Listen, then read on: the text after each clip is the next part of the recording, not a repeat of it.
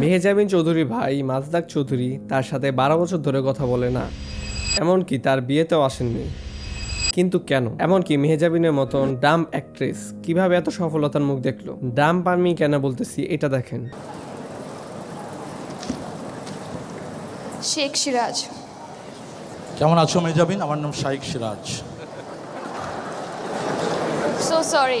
যে কিনা একটি নাম সঠিকভাবে উচ্চারণ করতে পারে না, সে আবার কোন ধরনের অ্যাক্ট্রেস? আচ্ছা, মানলাম যে মানুষের ভুল হতেই পারে। আপনি জানলে অবাক হবেন যে এত কিছুর পরও লাক্স চ্যানেল আই সুপারস্টার 2009 প্রতিযোগিতার চ্যাম্পিয়ন ছিলেন মেহজাবিন চৌধুরী। মেহজাবিন চৌধুরী নামটির অর্থ চাঁদের মতো সুন্দর। আমরা জানি চাঁদেও দাগ থাকে, তাহলে মেহজাবিনের লাইফে থাকবে না, এটা কিভাবে সম্ভব? সাল 2015 মেহজাবিন তার চলচ্চিত্রের যাত্রা শুরু করে। পরবাসিনী পরিচালনায় স্বপন আহমেদ। তখন এমনও রিউমার ওঠে যে স্বপন আহমেদের সাথে মেহজাবিনের ঘনিষ্ঠ সম্পর্ক রয়েছে, কিন্তু অনেক রিসার্চ করার পরও এর কোনো সত্যতা আমি খুঁজে পাইনি। লাক্স চ্যানেল আই সুপারস্টার 2009 প্রতিযোগিতার পর তার ক্যারিয়ারে গোল্ডেন রান শুরু করে। একটার পর একটা টেলিফিল্ম নাটকের অফার তার কাছে আসতে থাকে। তুমি থাকো সিন্ধু পারে, কল সেন্টার, ভালোবাসি তাই ভালোবেসে যাই, মনের মতো মন, তার কিছুটা অ্যাক্টিং এবং সৌন্দর্যে বাংলাদেশে তার ফ্যান বেজ তৈরি হতে থাকে। মেহজাবিনের ভাই মাজদাক চৌধুরীকে মেহজাবিনের সাথে কোনোদিনই দেখা যায় না। জানা গেছে 13 বছর আগে মেহজাবিন সহ তার পরিবারের সাথে সম্পর্ক ছিন্ন করে তিনি। মাজদাক চৌধুরী মূলত ধার্মিক প্রকৃতির লোক। মেহজাবিন মিডিয়াতে কাজ করুক তা সে কোনোদিনই চাইতেন না।